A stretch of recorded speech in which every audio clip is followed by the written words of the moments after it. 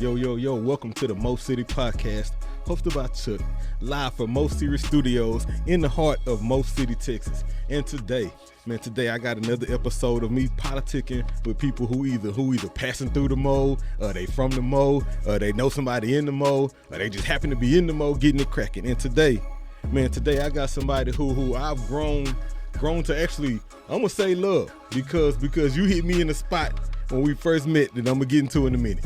You hit me in the spot when we first met that made me really, really laugh and cry all at the same time.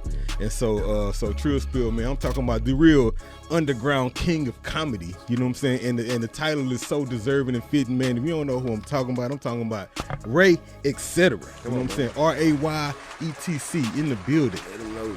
What's happening? Man, appreciate you pulling up to my spot, man. We got Ray etc. in Mo City Studios, Mo City Podcast. What's cracking, fam? Man, I'm living, man. Happy to be alive, man. I'm talking about that just dead serious statement. That ain't no bullshit. I'm happy to be alive, and that statement so serious because, bro, niggas be dying every day, fam. Every day. You know what I'm saying? And for thank you, silly stuff, random stuff, serious stuff, like regardless, like people just be dying. And the silly stuff is the stuff we can control. Yeah. So that's the sad part. So glad to see you, man. I ain't gonna hold you too long, but I got a whole pad full of questions over here. I've been thinking about this all week. Like, okay, man, I got Ray coming in here. So I'll talk about what first made me take the real liking to you. I'm at Mo City Grill, you know what I'm saying? I'm politicking with Carla. Shout out to Carla, you know what I'm saying? And you got the comedy show coming up. And it's kind of go lead to one of my jokes in here about how wifey feel about your jokes. That's literally my question. But you told a joke, and you mentioned wifey. You talked about how you be out late, and she'll tell you to come home and just get it. If you want to, just get it. Yes, sir. But she be snoring, right? So literally, bro, no lie. And my wife, bro, look here, don't be offended. She snore, bro. She snore. I'm talking about like she be cutting wood, right? That's crazy. And so that experience you joked about had happened to me the night before. Yeah. Bro, because I was out late, and she knew I was out late. I was out with my people. We were celebrating the B-Day, and we was at the strip club, bro. And then I'm drunk. I've been looking at breast all day, all night. I come home like, yeah, she gonna get it. Finna get it. She snoring, right? Linebacker style. But I got her voice in my head saying, "From sleep, just do what you gotta do." And so I'm trying, but I couldn't get past the snore, bro. And so I let it go. I went to sleep. The next day, I'm at Solidify Sunday, you know what I'm saying, and you telling this joke. And you like, how a nigga supposed to do this and you snoring like a linebacker? Bro. Real life. I was sitting there crying, laughing, bro, because that was a real experience real life that I had just had, bro. And so at that point, I was like, okay, my nigga just touched me in a way that he don't know. He going through your set. You telling your jokes. You doing, even though they based off real life. You ain't joking. And so that ain't trying to slug you, wifey, but that drove me to him. And so how you doing, snoring wifey? I'm in the same I appreciate your honesty on stage. Yes, you know what I'm saying? I appreciate your honesty on stage. You got me, man. Your real life is what my life is. How I come at this comedy. I can't be fabricated. I forget some fabricated shit. Oh, facts. As soon as I think of it. But my life, never forget it. That shit flows easily. Man. But I like to give people relatable situations, and my life is definitely relatable to it. Because niggas be. Man, everybody do a lot of the same shit. Yeah. A lot of people do a lot of the same shit, and people be looking like their life is so extravagant. And I'm pretty sure P. Diddy, Elon Musk, and all these other, they do some of the same shit that niggas with $40 in their pocket do. Man, at the end of the day, niggas, you gonna put on your pants one leg at a time. Yeah, one leg at a time. So I used to think like that, like see a motherfucker that's super rich and be like, man, I bet he wipe his ass with gold and toilet paper. Like, nope, he used Sharp. Yeah, you know what I'm saying? Sharp. He used Sharp. So this comedy stuff, this being funny, was this something that started like back in school? Was you class clowning, or was this okay? Definitely, man. I wrote a new joke that I was. I've always been respectfully an asshole and funny. I know how far to go, whether it's with teachers or whether it's with, you know what I'm saying, around adults or in that kind of nature. But I always had a sense of humor to be I hated a dull moment. Yeah. Dull moments. I had to say something. The class could be dead quiet. I'm gonna say something just to get something. Get something going. But been fun. I think me personally, I've been a humorous guy all my life. And, coming up young, man, we roasting and all that shit, ranking on each other, man. That was definitely a skill set. A very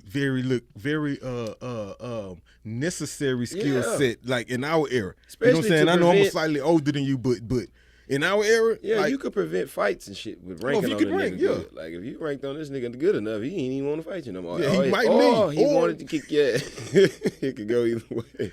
Oh, man, it's crazy because now that's called bullying. Yeah. That's called bullying. I was telling my kids, I say, y'all just don't know.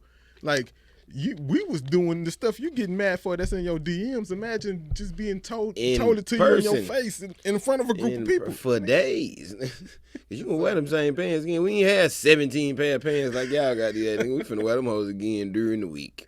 Facts. Yeah. So facts. Oh, man. So, okay. And they were doing it in class. And so you went to Worthing, right? Yes, sir. Worthing High School. When you came out of it? I came out of Worthing in 2004. Oh, 4. Okay. I came out of Woodland Ridge in 97. Come on now, school. So, yeah, that's out. It's like 90 anything. Niggas start saying, sir, all right, sir. Man, look, I didn't realize I was at school. I didn't realize I was school until a young nigga called me school, bro. And then I had to peep my environment. Yeah. My sister played AAU ball. I'm at practice. I'm sitting on the bleachers. You know what I'm saying? The ball come running my way. I see it coming. The 15-year-old kid gets there right before it hit me. I'm prepared to catch it. And then all of a sudden, he show up out of nowhere, old Batman, and got the ball. Oh, yeah. I got you, school. Got you, school. Did a good deed for you. Ain't call you school. I was finna get offended till I looked around and realized, nigga, you the oldest nigga in the gym. You are school in this moment. You know what I'm saying? Yeah, and me and my boys talked about this, man. That is respect. It from was a so young much dude. Respect. Young dudes, it was so much respect. Young dudes say school to people they respect. Facts. Otherwise, it would have been get your old ass out the way. But when they say, I've seen that from a lot of young dudes, man. A young dude offered to let me skip in the line. Like, I couldn't wait no longer than he could wait. Yeah. Like, he was like, man, you want to go ahead of me, OG? I was like, man, that's what he said, OG. You want to go ahead of me, OG? Like, you know what? Yeah, appreciate it, fam. I forget myself sometimes how old I am. I'm 38 years old, and I forget sometimes talking to some people, and they'll be like, man, they'll say something, and they'll be like, bro, you way ahead of me. I'm like, man, I am way ahead of you. Yeah. Like, I give everybody an equal opportunity. I act the same way. I definitely know how to assert my dominance and assert my, you know what I'm saying, maturity in a different way when it comes to it. But I'm, especially being a damn comedian now, I don't know how to get out of comedic mode no more. I'm just, every day is just walking around. Just Well, and that's because you at a stage where it's literally part of life now. Yeah. But this has been me all my life. This is how my regular personality, I think I just formulated it in 2 jokes. I wish I could have did this earlier. Man, I could imagine if I had started doing this at 17, 20. And really actually doing it, by doing it, you mean taking it seriously as a career. And with it, by this time now, to have 15 years. What time would you say you finally was like, you know what, I can actually make the career out of this? I started young. I started at 32. I'm talking I started young. I started old. I started at 32, so. Okay, so you say you're 30. So about 6-7 years ago. Yeah, so when I got, the first year was, of course, the blase year, when you're not going often, you're going when you want to go, trying to figure out if you still want to do it or not. When I got my first set of real laughs, which was probably, and I ain't gonna lie, this, when I say years, this doesn't account for how many times I was on stage. I say years, but I probably was on stage 4 times that year type of thing. Like, gotcha. So me personally, I still counted, because people account those as down years, but I still counted. But I say by my 4th show doing comedy, I was like, man, okay. When I started to see that I was different from other people, especially the people that had been getting praised and been doing this for a while, I was like, damn, I just blew them out the water. And it really made me, bro, honestly, I was lost, man. I was lost as far as I wanted to make it in some shit as far as entertainment goes. Was you doing something else with that? Like, was you like, I know I'm hitting the stage and working on this comedy, but was you like had a day job somewhere? Oh, yeah. Yeah, I was doing, what the fuck was I doing? I was a contractor. I used to do mini bonds, man, which is a very lucrative business. I'm telling you, I'm making good money. But I told my wife one day, I was like, that shit was whipping my ass. But I had started finally picking up some traction, started getting paid a little bit, and I was like, shit, I'm gone. But I got serious around probably about the second year into it, and it made me see that I could do it. But I wanted to, man, it's hard to find jobs and shit and just build. When I say build careers and just come up with new businesses and all this kind of stuff. And like I said before, I had a club at the time I was doing this shit, so I had the space for it. I was already doing hosting parties, promotions and all this kind of stuff. So yeah. Okay, and it was a competition. Once I seen the first person I seen do it and the arrogance behind how good this nigga was, I was like, ooh, I want a piece of that. That's how I usually go. So let me ask you this, because I read the bio, I've done some research, and one thing I know is that, and you may even share this with me, that as far as the legends, right? R.I.P. to like Bernie Mac, R.I.P. to Richard Pryor. I know them documented as comedians you kind of looked up to. And then when I hear you perform, you got a natural storytelling ability similar to them. Yep. What was it about them that made you gravitate to them? Because it's a bunch of comedic greats out there that you could have been like, I like them, but these two in particular. I'm hard to make laugh myself. And it was so fluently with them. They were already the greats, but they talk it in a way that I can receive it, whether young or old. And they definitely did it with our coach's lingo, and that was how I wanted to come off. I wanted to be funny I wanted to be damn near a rapper in comedic form. I wanted that same stature, that same swag, that same all that, but just telling jokes. And Bernie and Richard were like the gangsters of comedy to me. Like you wasn't finna, man. Richard was on the street. Richard, man, I'm talking about dope head down. Like he was really a part of the culture. Like he was living, you know what I'm saying? I hate to say that, but yeah, he was really like he was living a rock star lifestyle, man. And I love that from a comedic standpoint. Like niggas think you had to be a rapper to do stuff like that. Even though I was heavily involved in music, Bernie, the raw, and just talking like your uncle. My uncle, I got an uncle that damn near look like Bernie Mac, but his lingo is the same. And I don't even want to say that Chicago. I want to say, man, that's a strong black man. Yeah, every strong black uncle. That certain energy. Yeah, it's that certain. Every strong black, dark skinned black uncle I know like that, man, talk the same way. It'll cuss you out and love on you all in the same sentence. Swagged up, and he digging himself, man, and that's where that came from. Bernie showed me how to really have swag as a chocolate nigga on stage, as a Stone Cold looking like a goddamn charcoal up there. Like he really showed me to have edge and style up there. So yeah, those are the reasons I went behind those two guys. That's what's up. That's what's up right there. So I'm gonna keep talking about different comedians, because one thing I've noticed is if I switch to our kind of people in your age group, right? I like the relationship I see between you,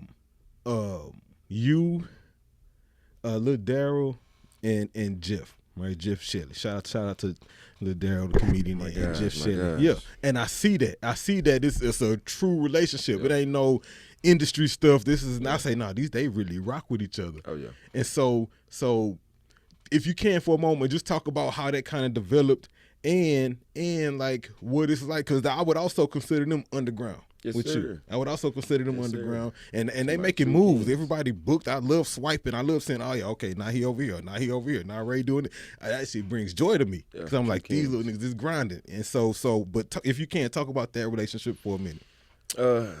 I can even start with Daryl. I knew Daryl. We knew each other beforehand. He went to Lamar High School. I went to Worthing. We were competitive. He ran track. I ran track, and we used to. Lamar and Worthing were two of the top schools as far as HISD goes when it came to sports. I got a question on here that asked about if you played football, because I know you coach football. Yeah, for sure. So you played football and track. Yeah. Okay, back to that. I'm just getting my questions out. I see him often. I ran first leg track, and Daryl ran first leg. So we started to see each other. But then parties, Daryl was a goddamn legend at parties. I ain't gonna bullshit. Daryl was a legend at these parties called Lamar Senior Girls Parties, man. Oh, I've heard of them. Niggas used to. I heard of them. You were coming there, Daryl got goddamn 20 females surrounding him while he humping another one on the goddamn floor. But it was dope, though. It was back in that era where, niggas used to dance. Like, you can do that. Cutting up. You can do that, yeah. But I met him through that. So when I started doing comedy, he was one of the first guys that I ever seen. I just popped out one night, he was one of the first guys that I ever seen that was naturally like I was in like at a shock. So I kind of gravitated towards him because he was good. Mm-hmm. But then once we got to really start hanging out and talking, they figured out, man, if anybody know, they know I'm a street nigga, man. My love come off the same that way. Like I'm different from how I am on stage when it comes to the streets. And I showed them niggas. I treated them niggas like brothers. I treated me and Darryl treated each other like brothers. When you show love, like it's amazing what showing love and how far that'll take you.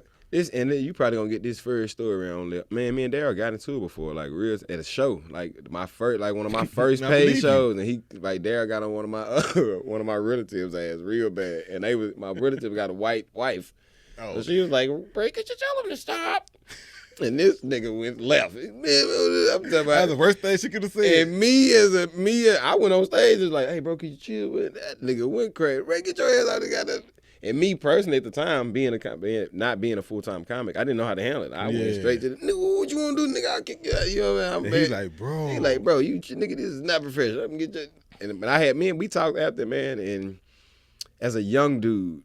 In this craft that he's in, he gave me some real game early on. He was like, bro, this is some shit that's gonna get you not looked at, not fucked with if you bring this kind of energy towards this game. And I was like, man. I had to understand, like, because in the moment, in the moment, I thought he was trying to hurt me, type of shit. Yeah, he was under attack. Yeah, under attack. So I, you know what I'm saying, lashed out. But man, when I say, bro, that was by far one of the best things that happened between me and this nigga because it brought us, bro, we are real fathers. And that's why our real bond come in at. Me and this nigga are real daddies, and we take pride in being real daddies, man. He is a guy that I can call on if I, you know what I'm saying, need some advice on type of shit. He same with me. That's what's marriage up. And everything, man. When he got married, it was even more of a turn up. Nigga, I'm that friend. I'm like, nigga, I was so happy for him. And that's Jeff, man, if anybody, like I said before, shout out to you, Darryl, man. Shout out to Lil Darryl, man. If anybody know Jeff Shelley, man, aristocrat God, nigga. If y'all don't know what aristocrats is, man, go to Herm Clark, Google the shit, nigga. One of the hardest hoods. Legendary hood in the H, nigga. And Jeff is like one of the most respected niggas over there, and he's funny. It ain't for no killing niggas, slapping niggas, shooting niggas, none of that. It is for him being himself. He literally, bro, I did some skits over there with Jeff, and Jeff was like the mayor over there, dog. Little kids gravitated to this nigga like he was. It's different, bro. That kind of impact people could have in their communities, bro. Bro, that love, I can give you this, like, I can sum all this up easy. Darryl showed me how to be dominant on stage. Okay. Jeff showed me how to be dominant on the internet. Period. Point blank. That's hard, bro. It is that simple. That's hard for me to have because they both dominant in them areas, dog. They both dominant in them niggas. Areas, dog. Both of these niggas got major lifestyles right now. Darryl, house, 2 cars. Jeff, big condos. Hellcat. I know these niggas when they had nothing, nigga. Like when you know what I'm saying, like when they had shit. And to see the progression they've made as men in life, nigga. We bonded on that just alone. Like them are two dudes that I would call outside of comedy. We can hang out. That's why I listed them because I've seen you like you run, and I'll jump down here. You run comedy showcases, right? And so your phone probably got hundreds of thousands of comics in it. You know what I'm saying? And so I never try to alienate. I don't want nobody to feel like I don't fuck with him more than I mess with this nigga. But those two right there, those are. I'm leaving my kids at their house type of shit. Exactly. Like, that's why I listed them. Because I saw the relationship. I said, okay, they pulling up. They doing this. And this is not a business transaction here. You know what I'm saying? They coming because obviously we got work to do, but they showing up because he made the call. Yeah, I make moves for them guys. When I say moves, people know, man, I'm the guy. I'm the friend you can call. Some shit pop up, I'm coming to help. And that's like those guys are, I put them in the same realm as my real life brothers. Leroy the Third, that's big bro. Man, shout out to Leroy. And especially my brother, especially in 2, I always say, man, I never leave this guy, man. Brady Bob is like true. I'm talking about off stage. We don't even got to see each other on stage, but off stage, our relationship is by far probably one of the strongest out of all these guys I've said. He is a real deal, like brother. Like people would think we were kin, but I'm happy for them comedy brothers, man. They are definitely prominent guys in my life that I would, because I used to hear people say, man, I feel like quitting this shit. I was like, man, I couldn't think about quitting just out the family that I've gained. Exactly, the family you get and what you see in front of you. Yes, like I'm watching people develop and level up. I'm watching these things happen, and so that's encouragement alone. My guys, man. Man, when you did something real big at, speaking of Solidify Sundays and Mo City Grill. You did the special, bro. Yes, sir. Right, and I was blessed enough to kind of be in the background and watch the whole production of it. Bro, that was big time. That was big time. And so give me an update on that. Like, we got a release in. I just got, me and my editor, and I ain't, look, God damn it, they know I'm gonna say it. I'm a gangster. I ain't scared to say shit. We had some problems with the editing part of it, man. One of the cameras went down at the show. One of the main cameras went down at the show. So instead of taking the best, like 3 or 4 cameras. Yeah, okay. Man. But we actually had 5, and one of the ones that I requested more went down on this. But it still ended up filming great. But one thing I had to do was I had to put in the best footage instead of the best jokes. So with that being said, I'm not mad at it at all. It still is. Gotcha. 100% I understand fire. the choices you had to make. Still, so it's still, because I went with, I ain't give a fuck how good it looked.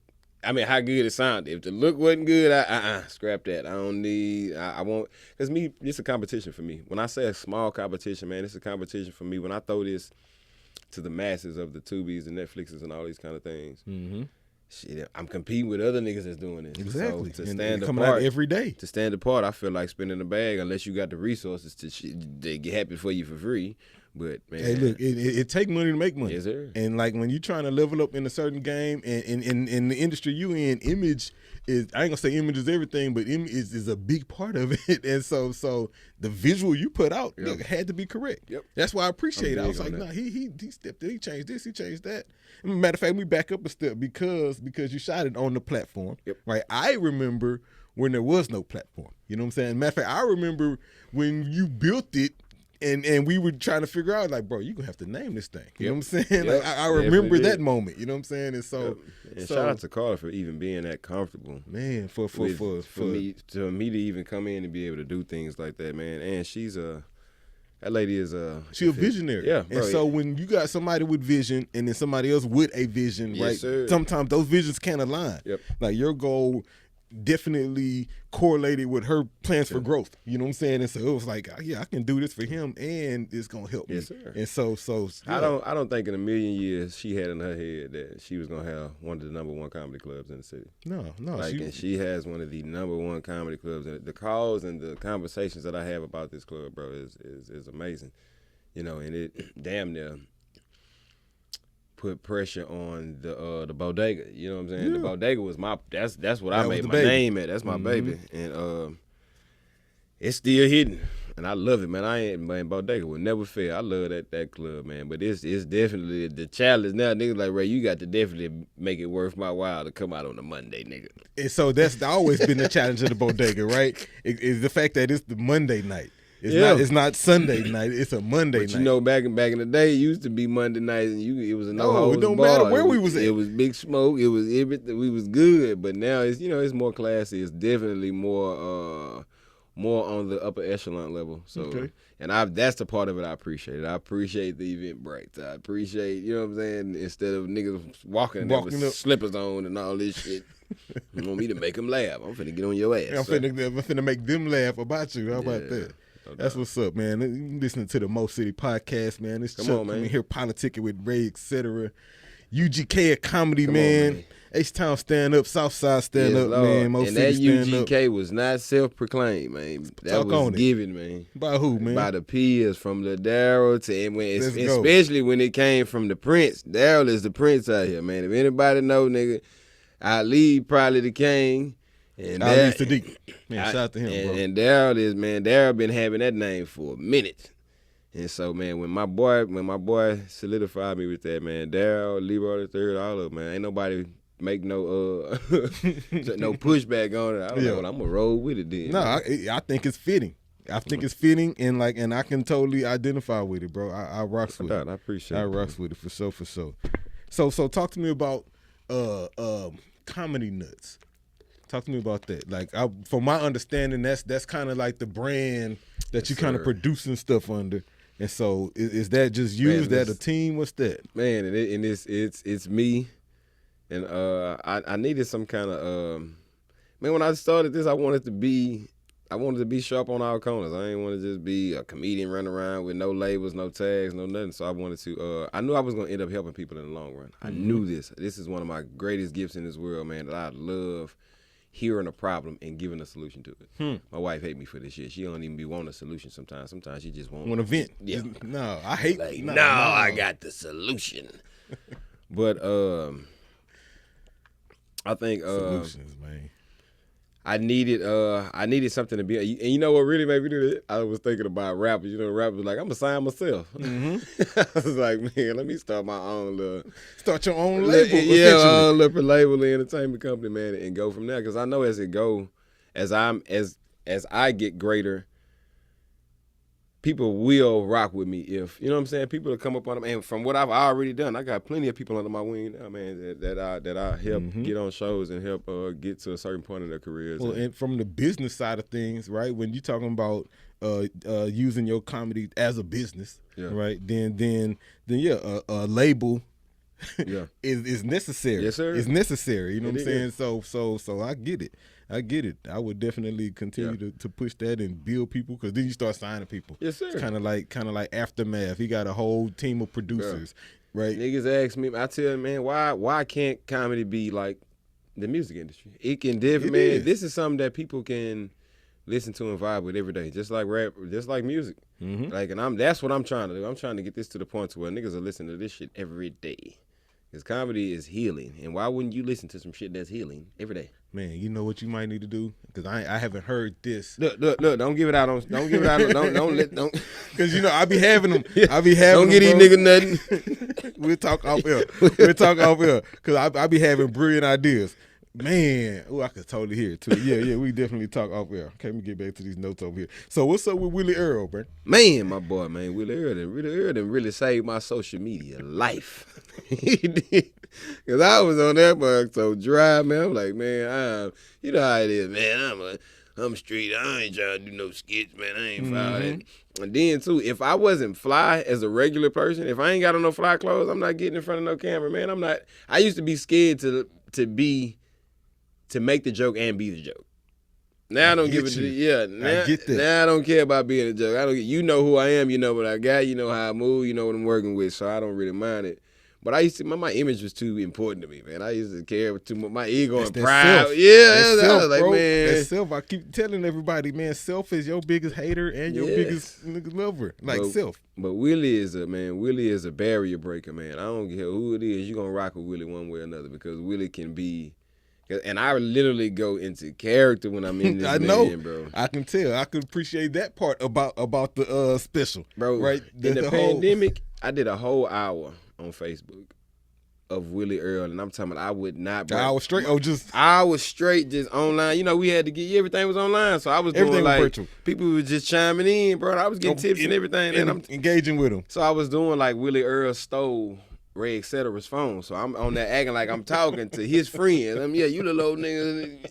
And man, bro, when I say my throat was so messed up the next day. Yeah, because you in character. Bro, people do not understand how much it takes for me to go into Willie Earl. Nigga, man, what you gonna do? Man, I'm trying to recover, nigga. But Willie Earl is Willie has given me some life, man, as far as social media, man. And I promise you, I got some stuff playing with Willie Earl, man. We got a sitcom we're working on called Nephew. Thank you, because that's what's up here. Like, okay, we need to expose Willie to. Man, and that was the one thing Jeff said to me. Jeff was like, nigga, Willie need to be seen in more places, not just in your house and because I put together some mean skits, but I starting to see people like to see people in different settings, different horizons. So I definitely get that. And so Willie is my dude, man. Everybody got characters. Niggas got people they use on. Willie is my dude, and Willie is a roundup of my uncle's dad. And y'all need to go check that out. But right about now, it's gonna be Ray's IG info on the screen, man. Y'all go follow his page, man. Swipe through, man. Check out some clips of Willie Earl, bro. Check out some clips of Uncle Willie. You know what I'm saying? Hey, I'm talking about my wife wanted to get with Willie one time. I was in character. She was like, boy, I will fuck Willie. I was like, well, appreciate you letting me know you would get with an old nigga. Talking about would not take you to the register. You know what I'm saying? But yeah. Oh man.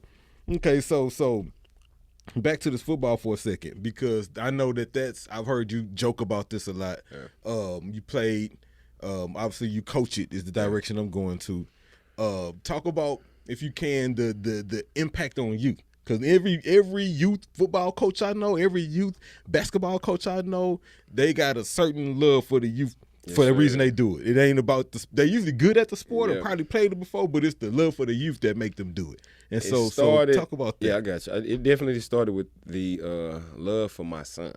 My son plays, and I didn't want him being around bullshit coaches. So facts, because they out there. I hate to see kids that don't know being fussed at by somebody who don't know, by somebody else that don't know. Like you ain't taught them enough or teach them enough, so these kids are just unaware of certain things. But man, I still get asked this same question to this day. Like, bro, nigga thought you was gonna make it to the league. Like, I was way above average, our district, what you call it, blue chip, all that kind of stuff, man. At Worthing.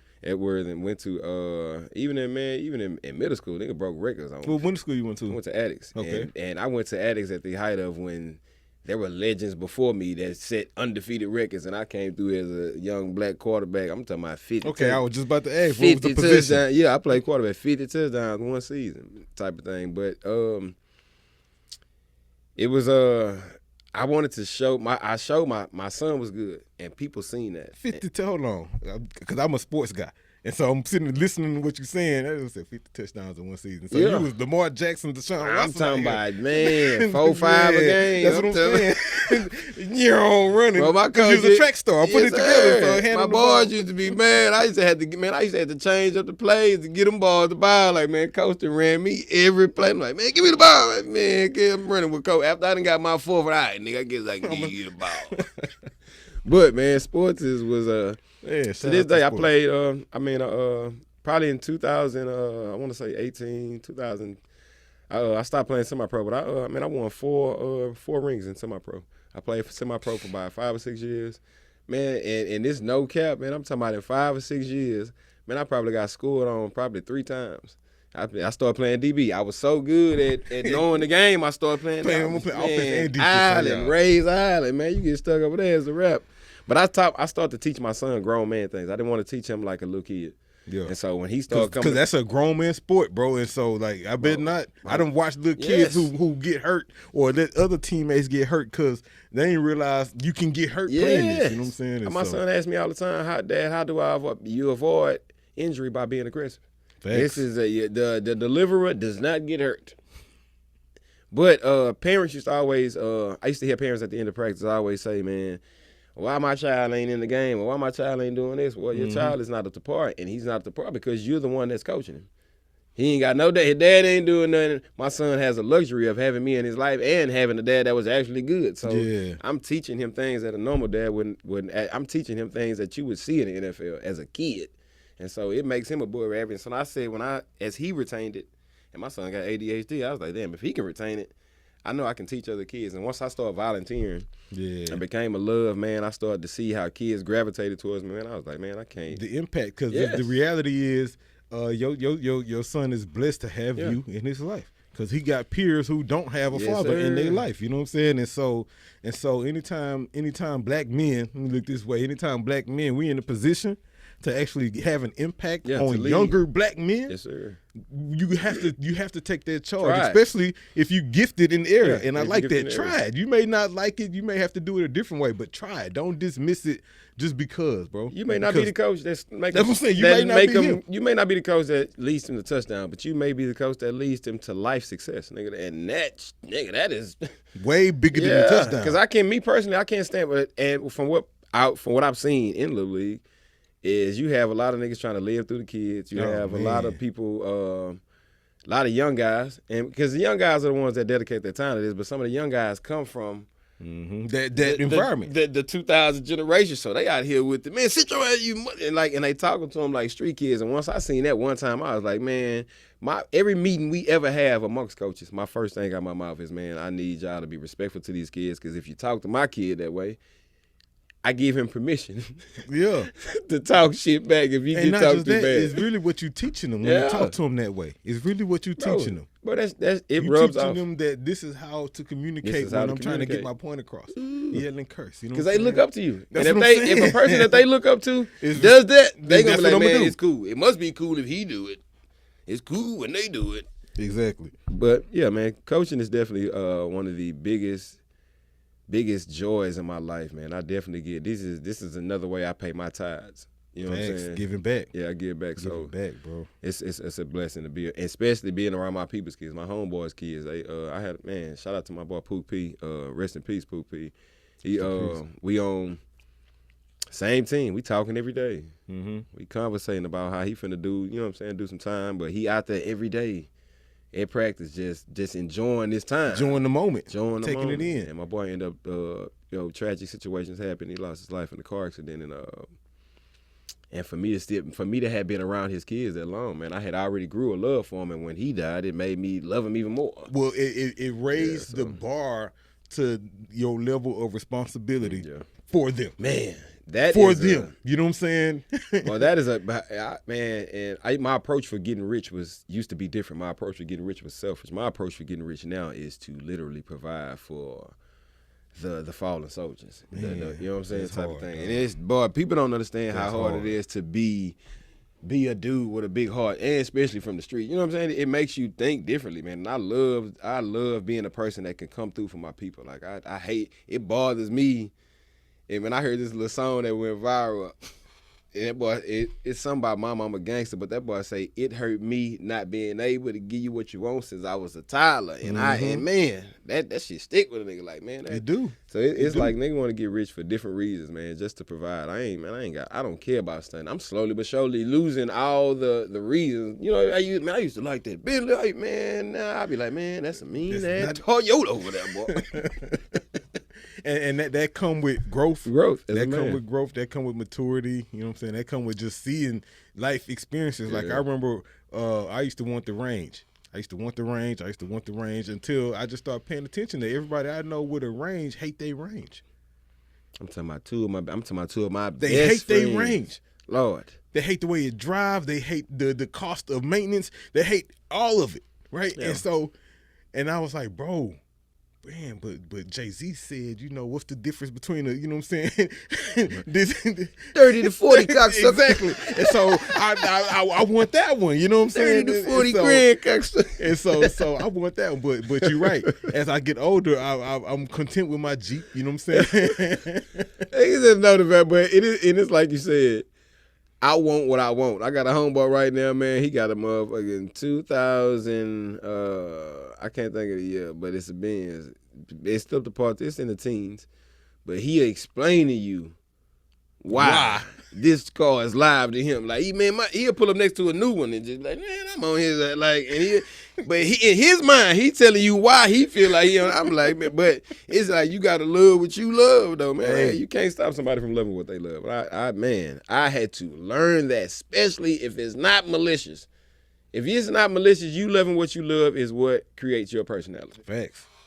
It's all about character. Yep. You know what I'm saying? And sometimes, unfortunately, material stuff like cars and this and that can define people's character.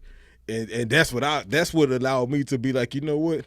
I don't need the range. Because now knowing what I know about it, and I don't need it to define who I am. I'm still me. I'm still finna go do these things. And so whether I'm in this, but now if you get it, now if you would trip me out about that range, though, them boys say that. Now I know why white people got Ranges and G-Wagons for the tax purpose. I was like, man, it's the education in it. Didn't know nothing. Man, that shit bothers me that we in this time you get me on talk about the goddamn periodic table. I don't want to hear about no periodic table. Tell me about this. So you just brought up something that wasn't on my notes, but I was just having this discussion the other day. Why was it?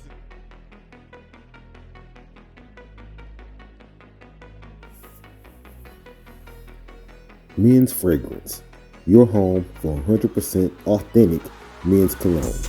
We carry high-end fragrances like Creed, YSL, Gucci, Polo, and more at prices way below retail. Order online at mens-fragrance.net. That's mens-fragrance.net. All orders come with free shipping. Men's Fragrance. Smell good for less. Why wasn't that? Like I said, you was at Worthing, I was at the Ridge, and we was studying the periodic table. We were studying. We should have been studying credit repair. Yeah. We should have been studying real life LLC developments. We should have been studying, the debt management. You know what I'm saying? We should have been studying that. They had us on stuff that I still don't use. That's why it scared me, but that's why now I didn't even. I take it serious because I know the credential that it provides. But if my kids tell me they don't want to go no more, I'm definitely not finna say, man, you crazy. I understand the kids that get in there one and done, man. Hey, I'm done, man. You seen I can dunk on this nigga. Let me out of here. Mm-hmm. I understand it. Life, man, everything is not. We going to school to do what? To make money. And so if I come out at $500 million, why am I going to school? Like, come on. And not just that. Not just that. If you're talking about on the collegiate level, right? Shout out to Lolita Monroe. Had her in here the other day. We was politicking. Oh, no, man. Shout out to, man. Yeah, I'm a fan, big homie. I'm a fan of you, big homie. We was in here politicking, and she brought up a valid point. She was like, and we kind of discussed it. College debt is the easiest debt to get into. Yeah. You know what I'm saying? And like we talking about, sometimes I can get rich without that. Yeah. You know what I'm saying?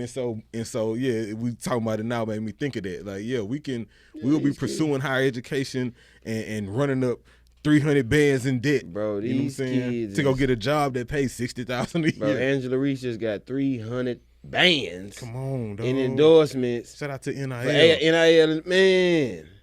The student did well. You know what I'm saying? Like, man, I feel the same way I feel for the new age rappers and the old rappers is how I feel for these college people. Facts. Yeah. Rakim should have $90 million. Man, Rakim should be, man, when you a pioneer or something, you should have all of the pioneers should not be hurting out here. Bro, they should be getting paid residuals or something. Just because. I agree bro, with these that. kids, man, you got kids that's finna have no conversation about loan debt. Like, what? Y'all niggas had debt? Nigga, I came out of school, didn't even graduate with 300 bands. Not debt. I came out with my nigga that stayed in college longer because he making more money in college than he was making life. Because the reality is everybody who's great in college not gonna make it in the league. You know what I'm saying? And so yeah, you might be top 3 in college. Bro, just imagine what Tim Tebow would have made. Oh, in college. Just imagine what, bro, and Vince still had a good run. That's what I'm finna say. If somebody local, what Vince Young at UT? Vince still got a bag in NFL, but man, he would have went to the league with at least $20 million already. Come on, bro. Tebow would have probably had $200-300 million. Facts. Bro, he was like the church boy too. Facts. Man, like he had the image. This nigga had the ultimate image. Yeah, and it's crazy. And so you in a position now because the same you dealing with. In 7-8 years, like if they commit to the sport and kind of go hard, do it, that they gonna be there. Those opportunities will be present. Shout out to Ruben Owens, man. This guy, young guy. This is my wife's nephew. He's a family member. This is like my little cousin type of thing. But he is at Texas A&M. Okay, bro, number 1 running back in the nation. Let's go. In the nation. Let's go. Southside Duck. So he was raised in football skill wise by what we were just talking about. But had parents and people around him enough to mold his mentality to where he walked in school with money. He walked into school first year freshman, red shirt freshman, he bands in his pocket. I know the game. What? And what my people know the game. Man, he could have easily went in there with the side hat. I don't even know if he wanted to go to Louisville. But he went to Louisville, came back, and said, I'm signed. I already knew they gave him a bag. Yep, bag over there. Picked him up in the Bentley at the port. Man, can you imagine that as a 17-year-old kid? Like, man, all right, I'll see y'all later. Yeah, but it's like things like that now, man. I'm gonna prepare my son for that. Well, and that's the victory. Yes, sir. That's the victory. You know what I'm saying? You see him make it, you like, bro, the fact that I can say, yeah, I did this, and if he see me, he gonna give me the respect because I did that. That's the victory right there. That's the victory. That's what's up, bro. Talking about mentoring people. Mo City Podcast. I'm in here politicking with Ray, etc. So let's talk about etc. for a minute, right? So Google defines etc. as an adverb, which is a list the end of a list of something similar, similar or like-minded, right? And so, and it's usually abbreviated with ... or the letters etc. Yeah. Right. And so we got Ray in here, and you chose to add etc. to as the name moving forward. Yes, sir. What does etc mean to you, and why did you do that? Ray was too damn dumb for one. If anybody knows me, man, I like cool names. Every time I used to interview guys when I was at Texas 101 Jams, I used to interview rappers and that. If they had a cool ass name, we spent 20 minutes talking on about the name. But etc. was the just being honest.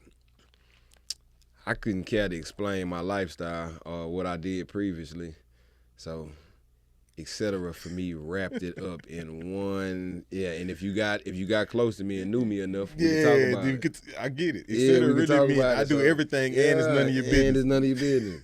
And so it was like we could talk. So that was all it came from, man. And when it stuck, I was like, damn. Baby, honestly, I have a way to describe my previous life, so etc. Man, I was like, yeah, that's kind of hard. I'm sitting there processing that, like, I do this and that, etc. I had this lady come tell me though, man. A lady, I can't even think of her name, but she was supposed to be something in comedy. She was like in some type of an OG in the game. I don't know if she was an actual comic. Okay. But she was like, why would you name yourself Ray, etc.? Ain't nobody gonna put that on the check. I said, ma'am, they'll put Cedric the Entertainer right on the check. I don't give a damn what you say. Ma'am, that's what called getting shit copyrighted and trademarked and DBA'd and all this kind of stuff. You can get paid under the name. But I ain't want my damn life attached. I ain't want my, you know what I'm saying? My life, me, this is a character. This is even though it's me, but it's like, damn, this is just like a rapper. Yeah, it's a character. It's a character. So shit, I still want to be, I don't want to be Ray, etc. all the time. Well, you can't be. Yeah, my family.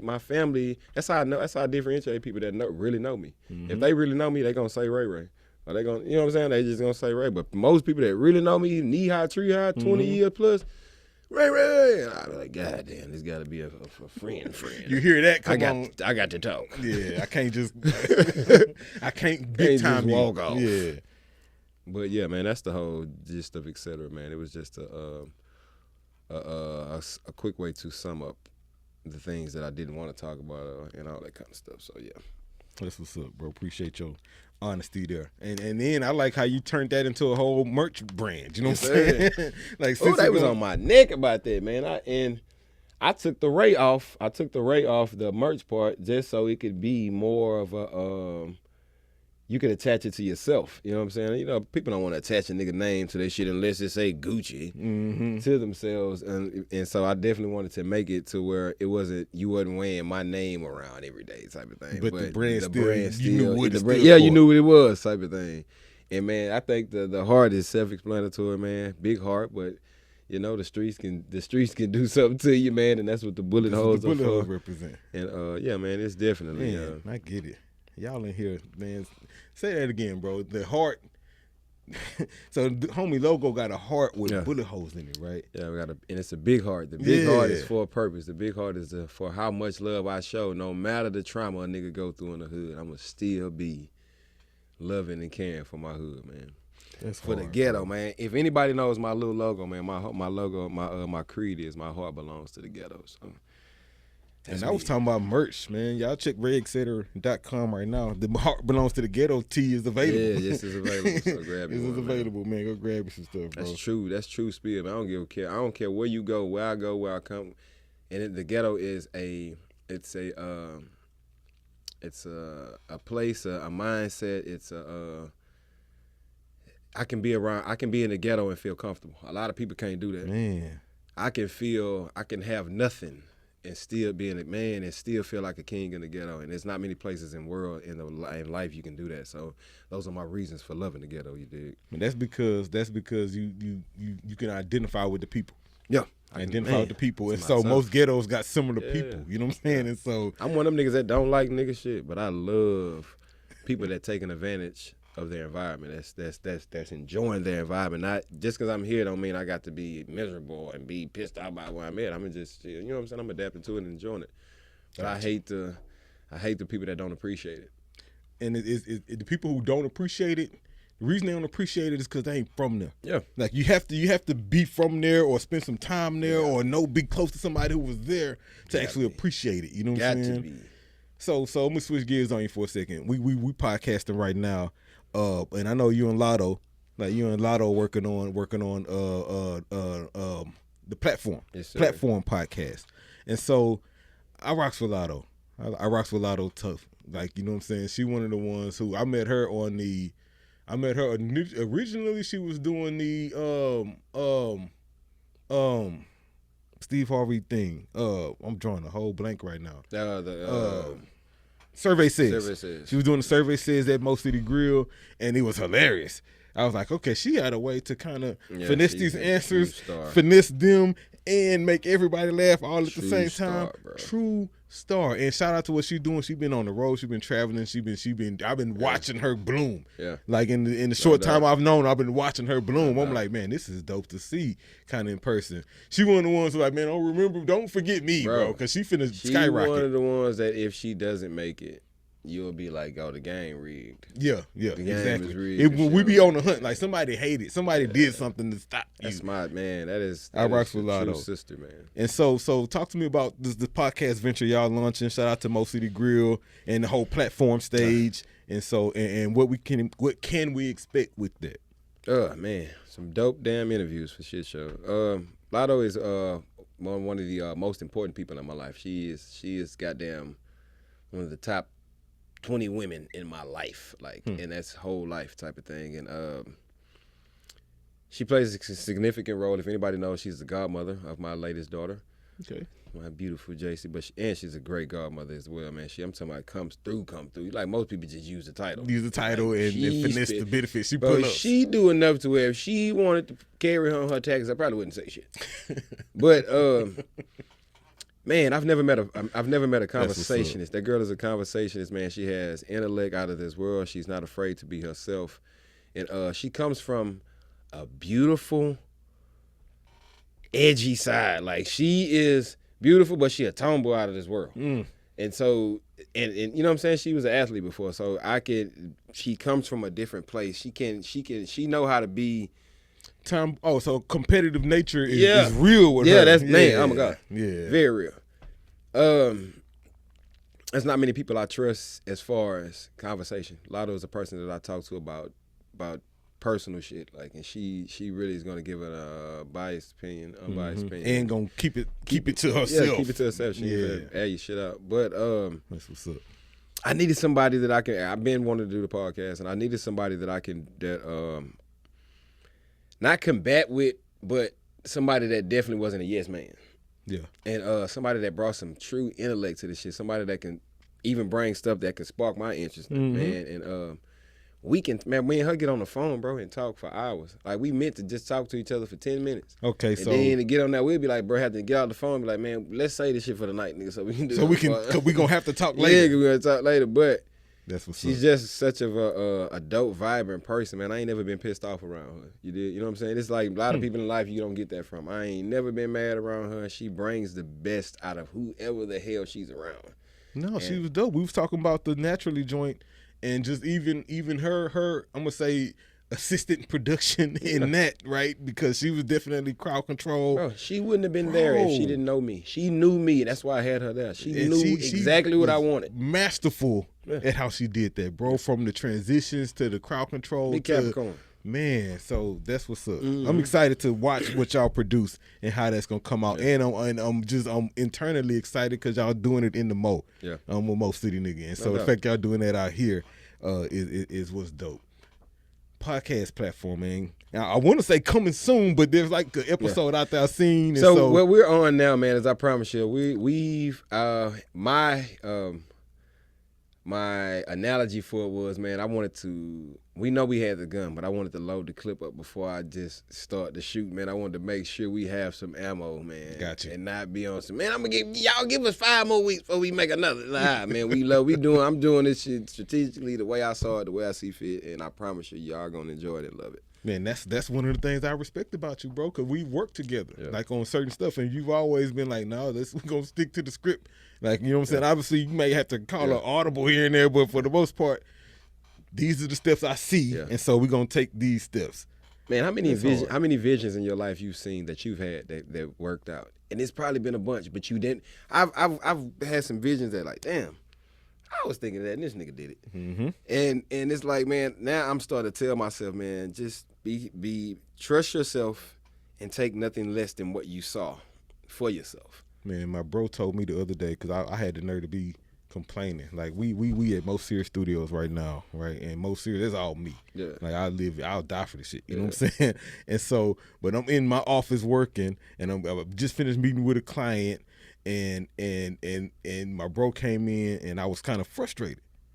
And he was like, shout out to JT. JT say, but Chuck, bro, like, you made that plate, bro. Mm-hmm. Like, you asked for everything. He was like, you asked for everything on that plate, bro. Come on, man. You fixed it yourself, bro. And now you mad because you eating it, fam? Bro, I wish I could. And so when he said that, I had to sit back and realize, bro, sometimes niggas be so caught up in the forest that we don't see the trees. Yeah, and so when you ask me about accomplishing dreams, I'm like, I'm literally living mine right now, bro. You know what I'm saying? And so it took for him to pull me out the forest and be like, man, look, bro. We do quotes of the day, and that was like, man, bro, for one, your process, don't be surprised at your outcome. When you ain't put nothing into the process. That was one of my, but man, the bed that you make, the plate that you create for yourself, man, eat it gracefully. Eat it, bro. Gracefully. I don't give a fuck if you don't like none of it. You made it, nigga. You made that plate, fam. Yes, I like, did Chuck, that. You made the plate. That's fam. true accountability. Yeah, that's true accountability. It was like, you know what, you're right. I started looking around like, I did make this plate. I did choose this spot. I did do that. I did these things. I did do all of that. And then back to your question, all of those were things that was on the list. You know what I'm saying? Yeah. It was like, and so yeah, I try to find myself celebrating the small wins. Yes, sir. Learning from my ills. And then back to the script. Okay, what's next? Bro, find the joy in the process. A lot of people don't find the joy through the process. They be waiting for the end to get the joy. Man, you can enjoy. Niggas be telling me so much about their journey in comedy. Man, I be like, bro, my shit was nothing like that. I've had literally fun from the first year I've started. Mm-hmm. I'm talking about, and I ain't gonna say that's just because I've been good. It's been because of how I embraced it. I've had plenty of situations where I didn't get the laughs that I wanted to get. People laugh, but I ain't getting where I wanted to get. That shit didn't tear me down. It just motivated me to go harder. Exactly. I'm strategic. I learned. I was like, oh, you didn't laugh right there because I could have said that right there. But a lot of people don't look at it. A lot of people be fuck up and wait to blame somebody. Like, yeah, come on, walk by so I can blame you. Like, and it's, man, self-accountability, bro. I ain't finna get nobody no blame. I'm gonna take it all in. Because I want all the blame when it go big, baby. I'm gonna take it out. I want all the blame when it go big, so I'm gonna take all the blame when it go left. Man, let's see here. What else I got on this list, Chuck? I think I done combed through everything naturally. So okay, that's in production. Sorry to hear what happened, but that happened. That's just like bro, I'm working with the filmmaker Mo McCoy on the Mo City the movie, right? And so back in November, we done the whole shoot. Had dope HK and 4K footage and all this stuff here. And then them boys lost like over 2/3 of the footage. I heard that. So that was, when you talk about disheartening and disturbing and discontent and all of the they told me that shit. I was like, that man, Leroy was like, man, we got to go shoot the whole. I was like, oh man, because some people. That was your best damn shot right there. Exactly. And so it was like, bro. And so they ended up doing a reshoot this year, right? Which was interesting because we had 50%, 60% different cast. The script was changed a little bit. Yeah, I met Mo at Leroy's spot, man. And he definitely, I appreciate guys like him. He definitely extended the offer. He was like, man, Ray, you ain't from Mo City, nigga, but if you want to be in the movie, you can definitely get in. He definitely extended the offer, man. That's dope. That's dope people like that. Yeah. And he said that was like his what? What movie? It was like he was trying to get to he trying to do 100 movies. 100 movies. He trying to do 100 movies. He got a bunch of stuff on Tubi and this. So that's why I jumped down. Yeah. It was like, okay, so we got an established filmmaker, right? A dude who got the connections, know the plugs, and the connects to make it happen. Yeah. And you trying to do a movie in Mo City. Ain't no way I'm about to let this happen without at least getting my hands in it and seeing what's cracking, right? And so I was able to kind of do that. And then that was my first experience being a part of a film with literally no budget, bro, no fluid script. open invitation. Anybody could get in. So I'm like, okay, this is interesting. And so don't nobody know the script. In action. Yeah. And still go, man, come on, man. That's talent right there, man. It take a mean-ass director to pull that off. To pull that off. And so I've been working on the rough cut, bro. I saw the rough cut the other day because I'm doing the score. Yeah. So I'm adding sound, I'm adding music, I'm picking out the soundtrack and all this here. And so I can tell you, bro, that knowing what I know, that he didn't had to combine 1/3 of the footage remaining from the previous shoot and 2/3 of the new footage from the new shoot to make one film.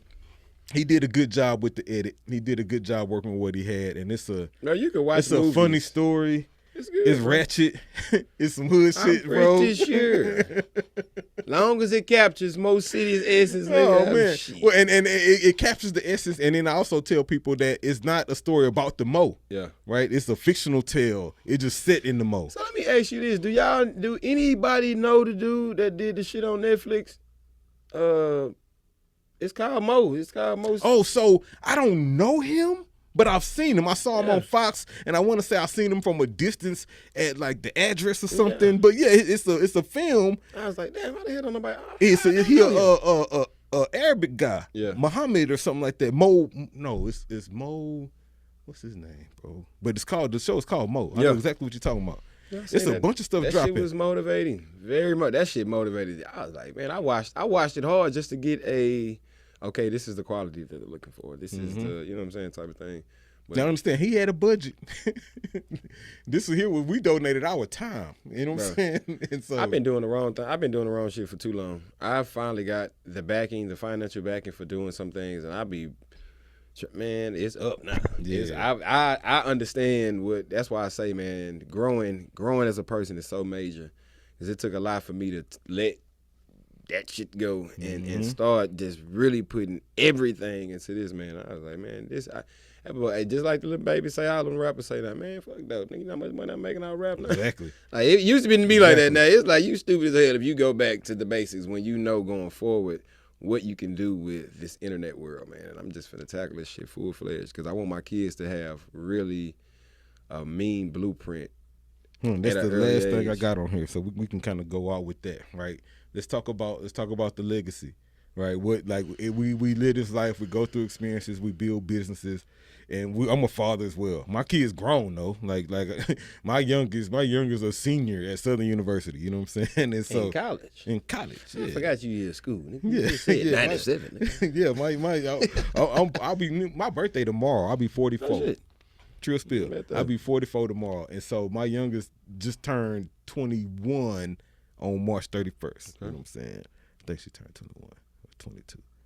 But anyway, she a senior at Southern. And so I've seen the growing up. Yeah. I've been there with children your age. I've watched the teenage years happen. I went through kind of all of that. And I'm bringing this back to technology because that's what you was talking about. Like when they got phones was a new thing to have. Now it's kind of like, now my grandson got a phone. It's mandatory. He's 3 years old. He can operate the iPad probably better than my mom. Yes, sir. You know what I'm saying? And so when we talk about leaving a legacy, and you were just talking about using the internet to kind of do that, what that legacy look like? Like what are you trying to leave for them to walk into?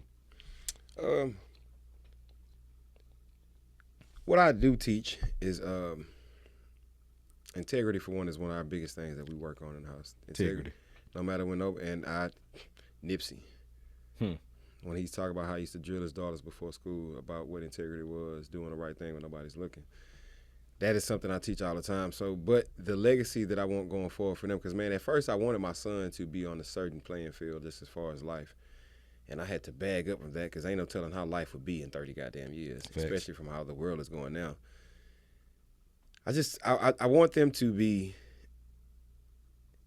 successfully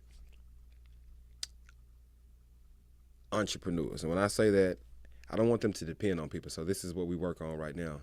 Even if they get stuff from me, I make them work for it. It's not it's just given. It's okay, you have an obligation. You gotta earn this. Yeah, you have to earn this. And it's just getting them used to earning your keep type of thing, just making sure you understand savings and all that kind of stuff. But the legacy going forward for me is understanding the world. That's what I want. If you understand the world, man, you can maneuver through it so easily. But a lot of people, I wasn't taught about the world. I was taught about my environment. Mm-hmm. And so now that I have this notion of how to actually, because I ain't out of time. And I love the fact that I'm this age and I still got a chance to get this bag the way I want to get it. I can get it now and still teach, because most niggas get the bag and you got down there 60 years old. It ain't no way to teach you how to get it. Yeah, you're not relatable. Yeah, you're not relatable. And man, to the people who need to be taught, you know what I'm saying? Hold on, that boy said I wasn't taught about the world. I was taught about the environment. Yeah, that's heavy, man. That's heavy, because that's the challenge and the problem with a bunch of our people, right? We taught about the environment. We taught about the ghetto, right? We talking about the hood that we's in. They teach your ass about 10 blocks ahead instead of 10 continents ahead, bro. Like to travel the world and see some other stuff is eye opening. Yeah, it's eye opening. Real shit, man. My kids are like I said before, man. Growing, I used to want certain things for them, but now the legacy has changed. The legacy has changed from just be a good person. Man, just be a good bro. You can be, because I'm not teaching my kids to cherish money. Not at all. Because I know some of the best people I know in life are some of the brokest niggas I know in life. And some of the biggest assholes got it. And it's just look, your heart is so important to me. Your heart has to lead the way of your life, man. And I guarantee you, with the right common sense, nigga, you ain't even got to have book smarts. The right common sense and a good heart, I promise you'll end up in a good place in life. And I just want my kids to end up on the side where everybody loves them. I don't want, the legacy is to not have any enemies. You hear me? Like, for real, man. Niggas don't think about that. Not no enemies that I created. Bro, Kanye. Right? Because you going to have, if you're doing something right, then you going to have haters. That's kind of how that go. You know what I'm saying? And so but I get what you're saying. Like, I ain't out here creating enemies by intentionally doing fuck shit. You know what I'm saying? I'm not out here doing that. I don't need to be loved by the world, but I damn sure want to. I don't need to be, but I would love for the world to rock with me, man. And it, cause niggas always tell me, man, fame ain't important. You a goddamn lie. Sometimes money can't get you through that door. Sometimes your name alone is going, you know what I'm saying? And that'd be my legacy right there. Yeah. Stand on that. Like, bro, we last name Lewis. Yes, sir. And so when write the name down, then they know that it's a certain level of respect, it's a certain level of knowledge, it's a certain level of integrity that's going to come with that. It comes with it. You know what I'm saying? And so we got to be able to stand on them principles. If we out here not standing on them principles, then don't use the name, fam. Yeah. You know what I'm saying? Straight up, don't use the name. Don't rip Mo serious if you ain't gonna stand on this. Create you an LLC, nigga, and go behind something. Go do something different, bro, but not on this name. New joke. If my kids don't get their shit together, make you an LLC, nigga, and go buy another name. I mean, you a DBA. Get you a DBA. Yeah, it's the Mo City Podcast, bro. I'm in here politicking, man, with the underground king of comedy, man, H-Town's finest, man, Ray, etc., yes, bro. Sir. Look, if you out here in the H, man, South Texas, Gulf Coast, man, and you interested in a spot to just really hear some good laughs, some really funny stuff, man, pull up to Mo City Grill, man, Sundays and Thursdays, right? So you got the Pressure Thursday, and I like what you've been doing there. Thursday, you got one show where we're kind of featuring different comics, and then you got one with the headliner, and we'll close on this because this is the last note on here. You doing that with the live band.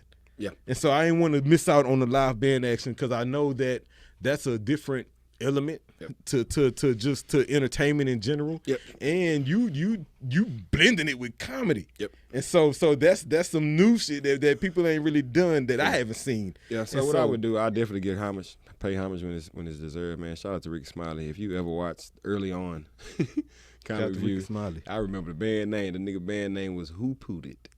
That was the band name. And he used to have a band on stage with the man, but it was just a different, and I don't know if Ricky Smiley was necessarily doing what I was doing, because when I get up there, I actually comedically sing. That's what I'm saying. Vibe, like, I get a little vibe, because I can sing, but, you know, I got a little melodic in my voice. I can do a little bit, but I like to, if I could see a vibe, man, like especially R&B wise, man, I try to put it in there, man, and try to roll with it, because I definitely want, because sometimes in between comedy, a good comedy show, you don't get a lot of music. You don't. And some people be in there drinking and really want to hear a piece of a vibe. They don't want, man, to have a show where you ain't playing no music, man, every comic got to be on fucking fire. Mm-hmm. Like, cause them dull comics will make them miss. Like, damn, what the DJ doing? Like, play something. But man, that band was just a more natural feel, and I wanted to make the comics come up there with a different mentality. Like, man, you got the band up here, man. It's not just. It's not open mic. Yeah, it's not open mic. Don't treat it like this. Yeah, it's a live band up here, bro. That's one thing I can think of. And they showing talent by playing it, so you need to come up here and be your best self. I think, and my crowd helps me do this, man. But most of all, my strategic planning and making sure the etiquette of the show goes like this, man.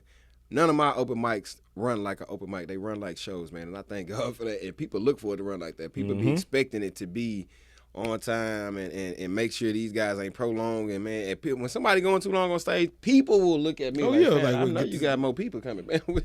But I appreciate that, man. And I thank God for the etiquette that I've said and people followed it. So, shit. That's what's up, bro. I appreciate that, too, because I've seen it in action. I've seen you have a whole lineup. And I've seen two things. I've seen the strategic planning, and I've seen the respect from the lineup. Yeah. Because I got a whole lineup, boys know when they finna go, and then all of a sudden, big homie come in or one of the legends come in, and they've earned the right to kind of go up. Yes, sir. And that's your big homie, so I'm about to put them up, and I've watched them all respectfully respect that, you know what I'm saying, and fall back. And so I was like, yeah, if you care about the etiquette of a room, if you care about the room being live, when the big dogs come in, you know they gonna make it live. Yeah, they are doing nothing but making this room live for the up and coming people. Exactly. And if you don't look at it like that, if you look at it, man, he's stepping on my toes. No. Any given day, if we ask the question right now, who y'all want to see more, him or him? They would shit on you. So we're not gonna do that. We're just gonna we're gonna make the written rule. Respect the game. Respect the game and come on up. So, but yeah, man, definitely, man. You man. That's what's up, bro. So y'all catch that, man. Pressure Thursdays and Solidify Sundays. Them go down in Mo City at Mo City Grill. And on a Monday, man, shoot the Pearland, man. Yes, Bar 8.